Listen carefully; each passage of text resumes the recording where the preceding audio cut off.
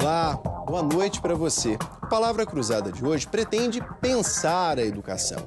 Alunos enfileirados recebem passivamente uma grande quantidade de conteúdo que no futuro será útil para a tão desejada vitória, ou seja, a conquista de uma vaga em alguma universidade de renome, em geral, as públicas. Mas o que os números mostram? Esse modelo é bem-sucedido? Estamos formando mesmo cidadãos? E os nossos profissionais saem da universidade prontos para o mercado de trabalho? Quem irá nos conduzir por essa reflexão é o antropólogo e educador Tião Rocha. Seja bem-vindo ao nosso programa.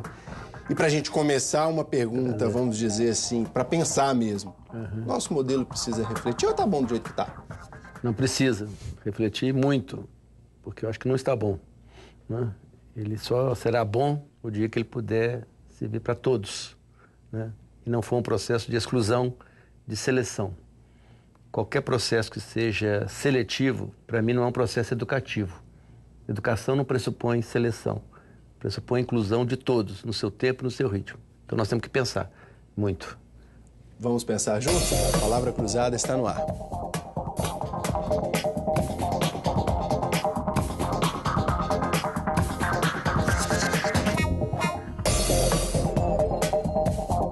Quem nos ajuda nesse debate a construir essa reflexão são os jornalistas Cristina Ministério, da revista Amai Educando. Está conosco também Ana Rosa Vidigal, que é professora de Faculdade de Jornalismo do UniBH. E está conosco também Márcia Maria Cruz, que é repórter do jornal Estado de Minas. E você que está conosco, nosso convidado de todas as quartas-feiras, infelizmente, nesse programa não poderá participar ao vivo. Mas aquele nosso debate pela rede social, fazendo o seu comentário, mandando o seu e-mail, é muito bem-vindo. Durante o programa ele vai aparecer aí no seu vídeo. Sinta-se à vontade para participar, mesmo não sendo ao vivo, essa discussão pode se prolongar e nós teremos um bom debate. Sejam bem-vindas ao nosso programa. Eu gostaria de agradecer a presença de cada uma de vocês e agradecer você também, Tião, porque para a gente poder abrir essa possibilidade de discutir e de pensar. E eu, para começar, a gente acaba ficando com a primeira pergunta, mas não é regra, mas vamos lá pensar o seguinte. Antes da gente levar essa discussão, eu queria saber de você, você já esteve dentro do sistema, você já fez parte do sistema. Já. O que te levou a sair, o que te levou a deixar a Universidade Federal de Ouro Preto para pensar um outro modelo, uma outra forma? Deixou um cargo, um ponto desejado por muitos profissionais, ou uma melhor posição, vamos dizer, acadêmica, para repensar? É verdade. Em determinado momento da minha vida dentro do sistema, né, e dentro da academia, um dia eu tive uma coisa, né, que os americanos chamam de insight, mas em Minas nós chamamos de clarão mesmo, né?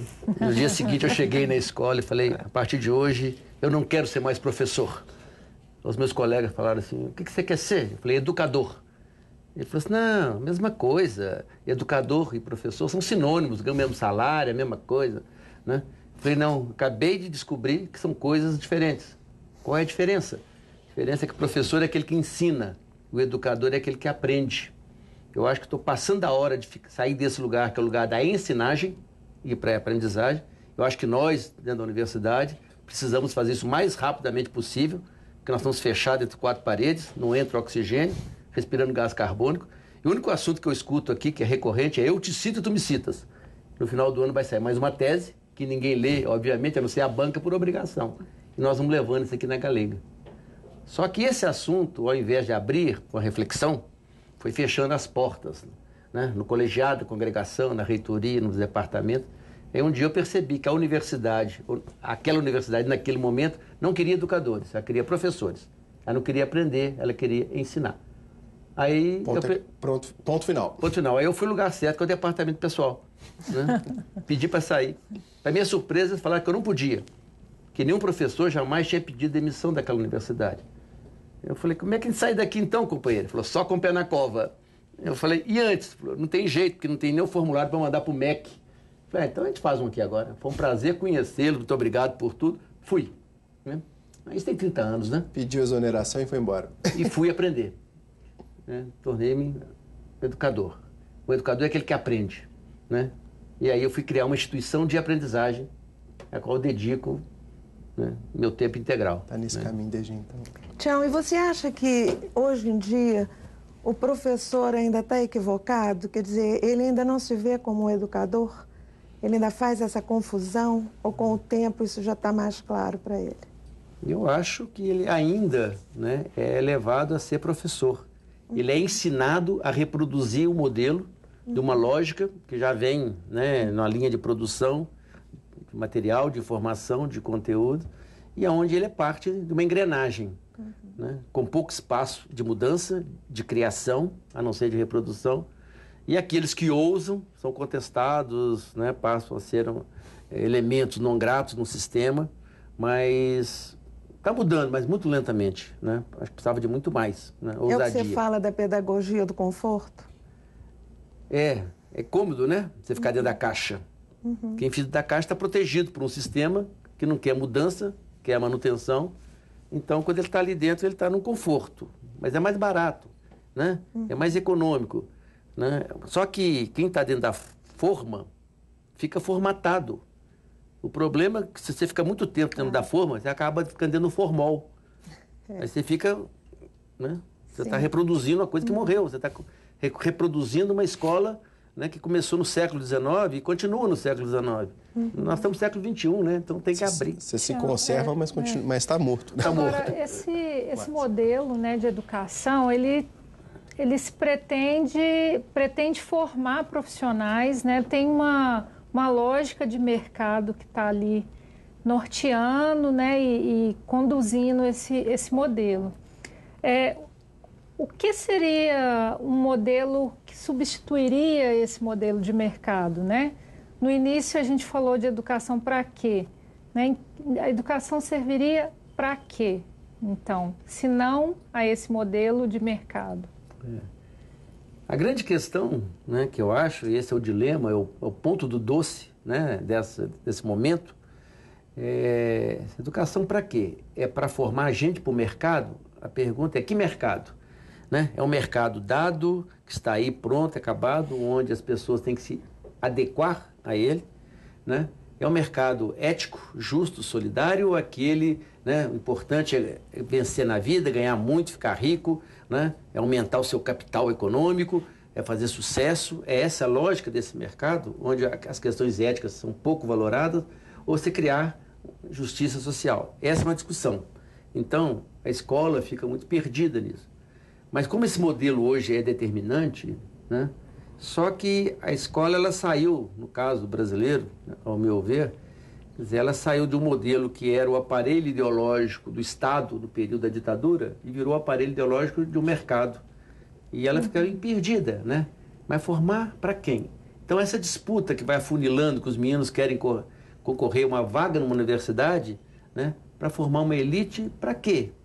Para se beneficiar ou para beneficiar o coletivo, né? Então, acho que tem uma reflexão ampla que extrapola a escola, mas a escola tem que estar dentro dela, né, para se pensar. E aí eu faço uma distinção, Márcia, que quando eu estou falando de educação, eu não estou falando de escola. Escola, para mim, é um meio importante se cumprir suas funções. Educação é um fim, né? Nós vivemos para ser educados, para aprender, né? E a escola... Deveríamos continuar aprendendo também, né? É um fim e não termina, né? Nós temos que continuar. É continuado, né? Toda a vida. É um processo continuado. Não dá para concluir o estudo. Exatamente.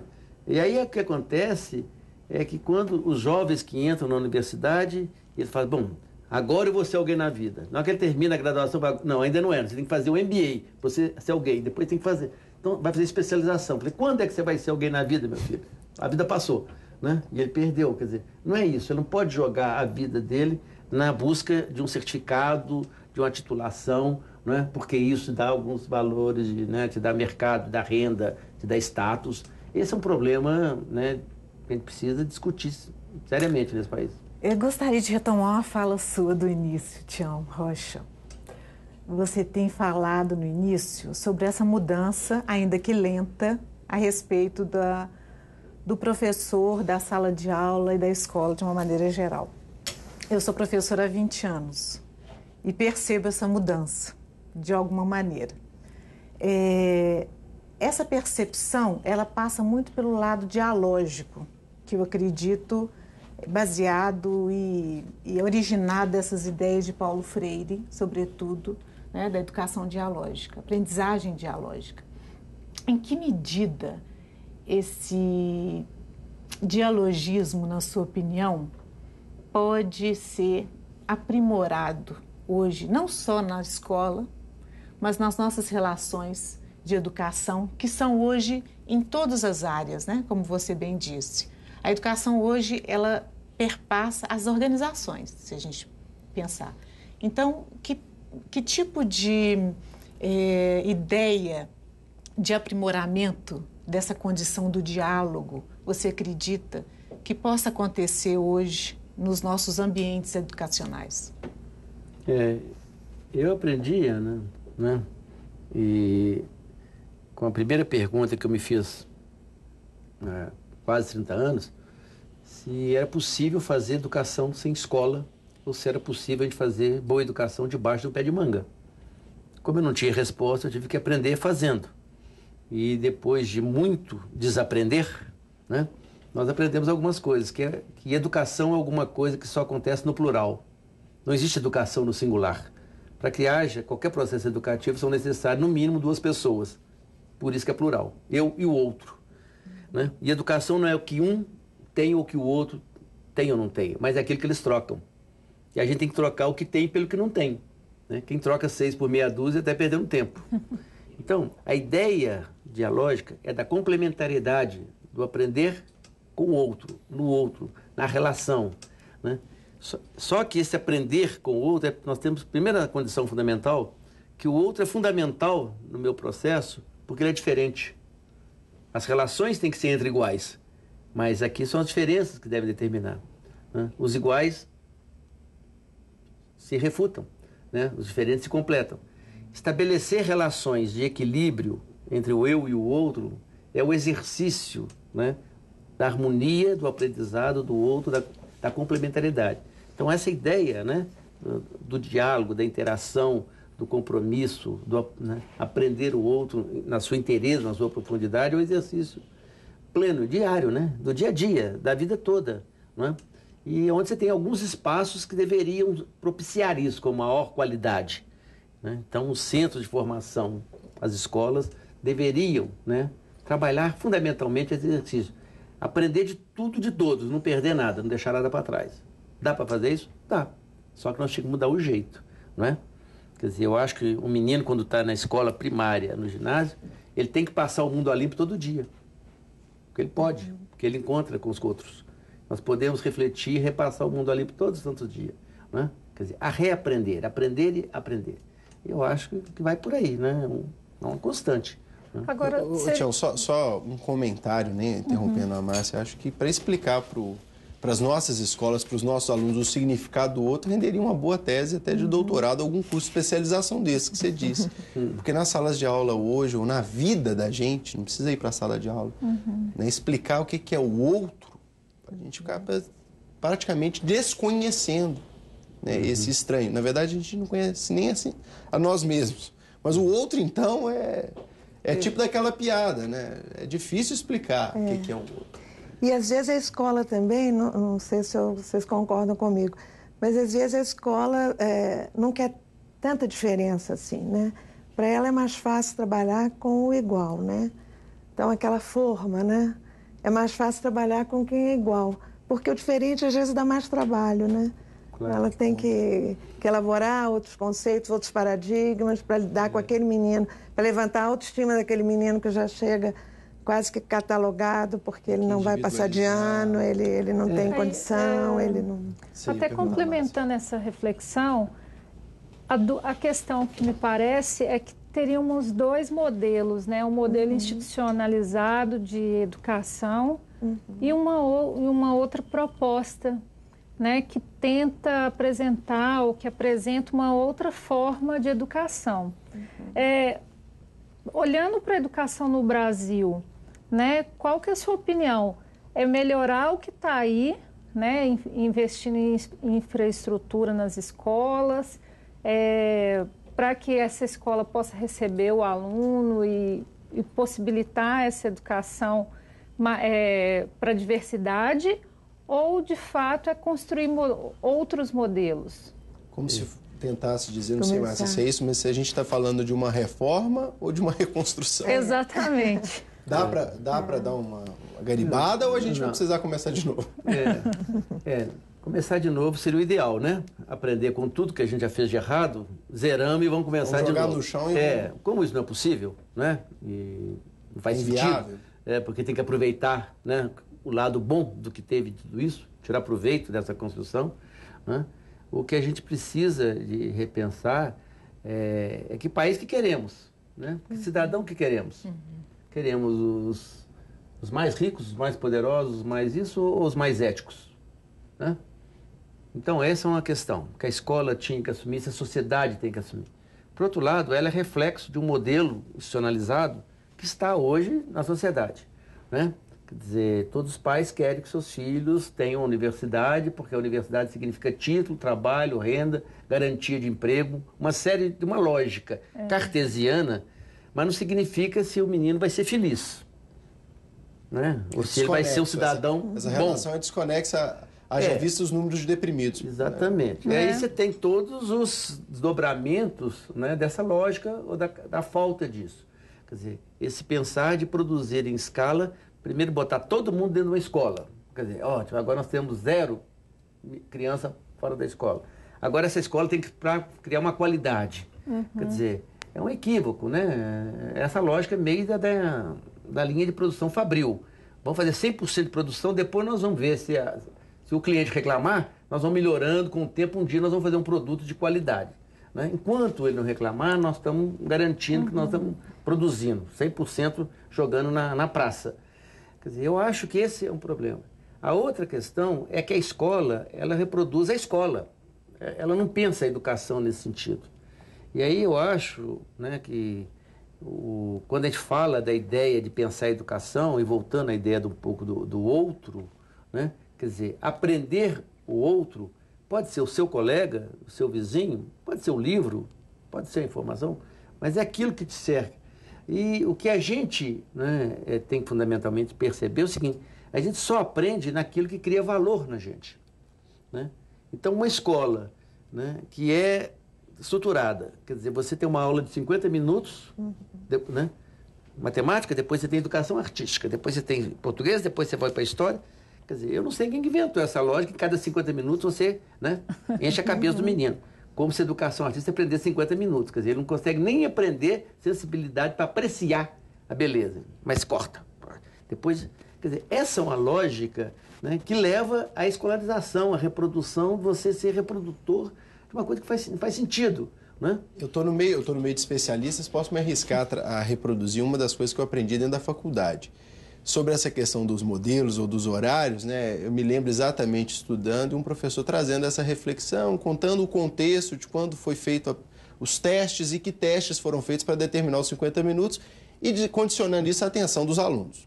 Pois bem, há cerca de uns 10 anos, os pesquisadores falaram, vamos reproduzir os mesmos métodos, né, modelos, da mesma forma, usar a mesma metodologia e vamos ver como é que se a gente vai encontrar um resultado igual, que seria a capacidade de concentração e de atenção da pessoa sobre um determinado assunto. E aí fizeram os testes e as conclusões, segundo essa pesquisa, seriam assustadoras. E aí, professor, e aí vocês? O que vocês acham? Quanto foi o tempo? Aí começaram. Aí alguém falou, não, realmente, 50 minutos é muito, deve ser 30. 20. Aí foram brincando. Eu sei que no final, quando ninguém mais ousava, ele falou, gente, deixa eu dar uma notícia para vocês. E aí parece que o estudo chama até geração controle remoto. A capacidade hoje de concentração nos mesmos moldes é de 2 minutos. 2 minutos. Se é isso que você quer, você tem 2 minutos para cativar a pessoa. Em 10 anos. Nós que fazemos um programa que é conversa, que é uma boa prosa, sabemos a dificuldade que é para você em casa resistir ao controle remoto e dar uma zapiada, porque a nossa geração agora quer acelerar. Então, possivelmente, você já foi e voltou no programa. Você já deve ter ido dar uma olhada ali. Inclusive, eu acho que é um dilema até para os professores, claro, né? Porque eu entendo que muitos querem levar uma educação para a diversidade, para a sala de aula, mas nem sempre encontra esse terreno fértil, né? E tem dificuldade de motivar o aluno, de fazer com que o aluno também participe desse processo de construção, né? Então, eu acho que também para os professores é um dilema. Márcia, você colocou, desculpa até interrompê-lo, o senhor já ia responder. Falando do professor, seria um bom momento para a gente fazer uma pausa e te dar a oportunidade de desafiar. Tô brincando, é rapidinho, é só para dar uma quebrada mesmo. Daqui a pouquinho a gente volta pensando a educação.